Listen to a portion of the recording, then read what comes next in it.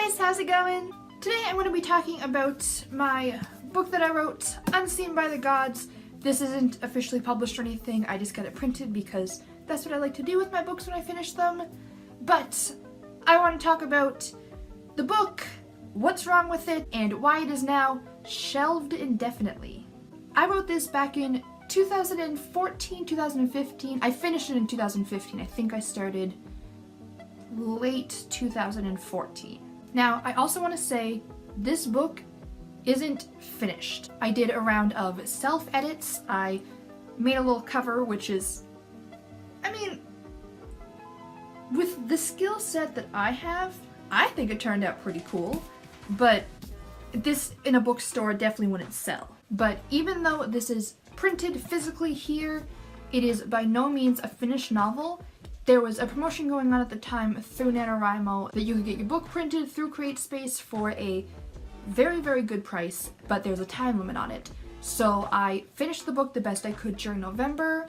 During December and January, I did some rough self-edits and I printed it because even though it's not a finished book, I still wanted to have it on my shelf to kind of celebrate the accomplishment of I wrote this much and it's half decent. But while I did edits, I didn't do any big revisions. So I fixed, grammar, spelling, made some sentences better, added enough details, make sure there was no blank spots, but I didn't work on the characters, strengthen the plots, make sure all the subplots had their own arcs and their own, start to finish, all of that stuff. So yeah, I'm still really proud of this book. I still love the concept. I'm still really attached to the characters. It's not a bad story. There's a lot of really good parts about it. And I'm still really proud that I wrote this big of a book. Its final word count was around 120,000, and this book here printed out has 613 pages. However, there are a few problems with it. Specifically one very, very, very big problem, but I'll get into that. To give you a quick rundown of what the book's about, basically it's a fantasy story. In this world there are 7 gods, all in charge of something different. They work together to kind of watch over the mortal realm, control everything, and make sure that everything goes according to the plan of life, which was created by the Oracle, and she's kind of like the god's god. So they're doing that, life is fine, and then there is an accidental disaster in the god's realm, and basically all 7 gods are distracted trying to fix that problem, and while they weren't watching, 4 children were conceived in the mortal realm. By the time these children have grown up, their lives have caused so many ripples and basically the butterfly effect. Then basically the gods realize why so many things have happened. The Chaos God reveals what happened all those years ago. Since these 4 people weren't ever supposed to exist, the gods can't actually affect them directly. The gods don't know what to do, and they have to do something. They're split between saving them and somehow conforming them to the plan, or disposing of them and just fixing everything around them and hopefully trying to undo the damage that they have caused by existing. The god of chaos and the god of life want to save these people and try to find someone that works, while the other 5 gods want to dispose of them, cut their losses basically. So the story follows the 4 unseen, and basically they're just trying to get to the Oracle, see if she can help them, and try to basically flee for their lives. They get helped by the goddess of life and the god of chaos, while the other 5 gods are trying to stop them. Now, I'm still really in love with that concept. I found it really interesting. I'm a big fan of the butterfly effect and just how much little things can affect the big picture, and I found that really, really fun to write. I really liked the dynamic with a lot of the characters. Some of them had really interesting arcs and backstories, and there's a lot that I liked about this book. But first of all, the smaller problem is that it doesn't have a good ending place. The plan was to have this be a series because it's just too big of a world and there's just been too much ripples that I just couldn't put it all in one book. I'd planned out more of the series and that was my intention.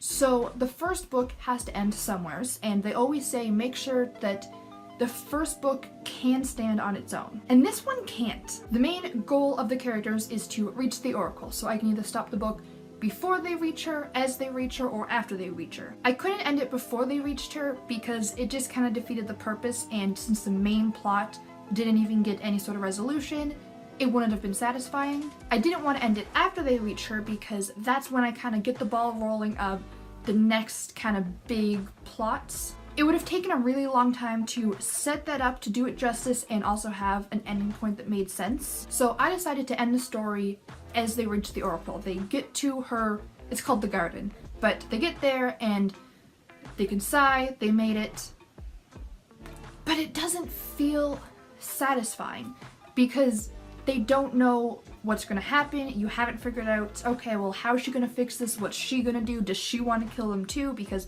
they have no communication with her throughout the book, so they have no idea. Maybe, you know, she agrees with the other 5 gods, and they're just gonna walk into her land and she's just gonna smite them. Now, nothing against cliffhanger endings. I think that when they're done well, they can be really exciting, but this was just the really frustrating kind of cliffhanger. So I decided, this book is done enough for now, I'll finish making it better later. I'm gonna move on to writing the sequel because I wanted to have the first book and the sequel done so that I could go back, and when I did my revisions on this, which I didn't realize how big of a project that was, comment, so I would know what to set up and what to tweak based off of where I took the story.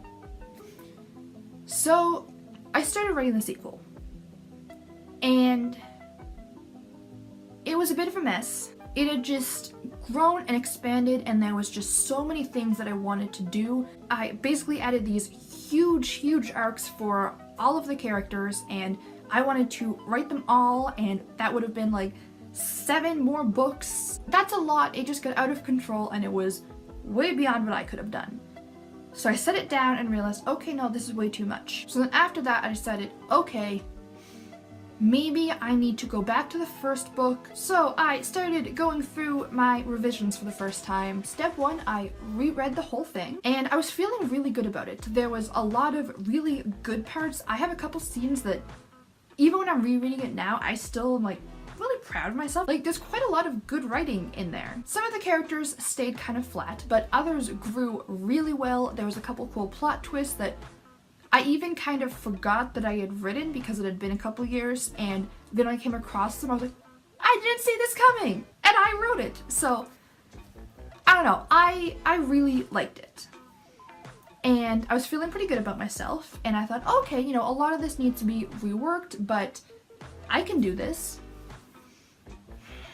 And then I got to the end. Now, I never went fully into detail about my magic system in this.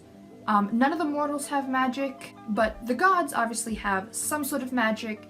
They can influence people, control the events. The most planning I did was that each of the 7 gods could kind of control something in their own element.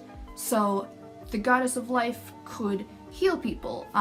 The god of weather could make storms, stuff like that. So I knew that some of them had certain specific powers, and as far as powers that they all had, they could all see the plane of life, and when they were in the lands of the gods, they had these like magic fountains that you could look down on and kind of see anything you wanted to. They all had some sort of like influencing power, which I never really developed because I hadn't really made up my mind on it. To be completely honest, I didn't really do too much work on my magic system because I had a really hard time deciding it and kind of getting it in my head. So instead of taking the time to flesh it out, work on it, decide all this, I just kind of decided to pants the magic system. Everything else was planned, very planned in fact, but the magic system and the rules, I was like, I'll make it work. But anyways, I got to about the 3rd last chapter, I want to say. Very close to the end of the book. There's a big battle scene, and I don't want to get too heavy into spoilers, even though you're probably never going to read this book, and who cares if there's spoilers, but just in case, basically a very important plot point is that one of the other gods shows up where and when they're not supposed to, because since they're gods, they can appear places.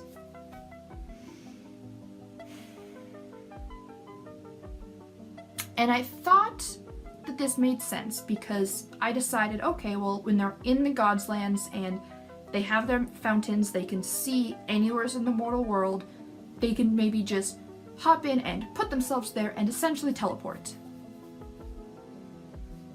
And I thought that that was fine initially, and when I was rereading it, I realized I'm very stupid, because the entire point of the book is that these 4 mortals and 2 of the gods are running to the oracle, and the other 5 gods are chasing them. If they can teleport, why is this novel basically one giant chase? Why couldn't they have just teleported straight to the oracle in the first place? And even if I added some rule that they can't teleport the mortals with them, why didn't the 5 that were chasing them, who obviously knew where they were going, why didn't they just teleport right before there and cut them off? And I can't just decide that they can't teleport because it plays a very, very big role in 2 major plot points, and it's how the ending comes about. So, with the ability to teleport, none of the book makes sense. It's like, it just doesn't make sense. The whole plot is very unnecessary. Every single thing they do, they shouldn't. So the only thing I can do is remove the power of teleportation, which would require completely scrapping and rewriting the entire last act, and drastically changing and trying to come up with a solution for two big plot points. And basically, when I realized that, I was so discouraged that I just, nope, and I put it down and didn't even look at it for 2 years. Honestly, I was originally so discouraged and disappointed in myself and frustrated that I almost just deleted all of the files off my computer. I'm very, very glad I didn't do that, because even if this whole thing is scrapped and there's nothing I ever do from it, there's still some really good parts, some really good scenes, some really good characters that I could take and use for a future project. So I'm glad I didn't do that, but oh, was I ever tempted to. So, plans for the future for this thing. I think that we still need some time apart. I haven't quite forgiven it yet, but like I said, I do still really love that concept. I still think that overall it's a very interesting story. I'm still in love with the idea. So I am probably gonna fix it up someday, eventually. I'm probably just gonna start from scratch. I might go back to my original outline and kind of take some points from that, or I might just redo the whole thing but base it off the same premise, maybe have the same characters, and then possibly in revisions incorporate some of the things from the original into it. But it's gonna just require so much planning, so much fixing, so many comic cuddles. Yes. So yeah, this is basically just a rant at myself, a chat about this book that I've mentioned a couple times, so that if you ever have any questions about it, and where is it, whatever happened to that, this is what happened. I think that honestly, if I would have just written it normally the first time, and then immediately jumped into revisions, I would have seen the plot hole so much earlier. I might have been able to fix it, instead of taking like 2 years doing little edits, line edits, and getting very, very attached to this exact story how it is. I would have known much sooner, oh, there's a big glaring problem right here, I need to fix that. And maybe I would have, maybe I could have, would have, should have, done. But anyway, that's all I had for today. I know this video was a rambly mess all over the place, but sometimes you just gotta ramble and be all over the place. I really like chatty, rambly videos sometimes, and I don't know. If you like it too, click the like button so I know. And if you're new here, feel free to subscribe. And who knows, maybe in the future I'll do a writing video on eventually tackling and fixing this book, but it'll be a little while. Thank you for listening to me rant and ramble. I hope to see you guys next time, and until then, have a great day. Bye!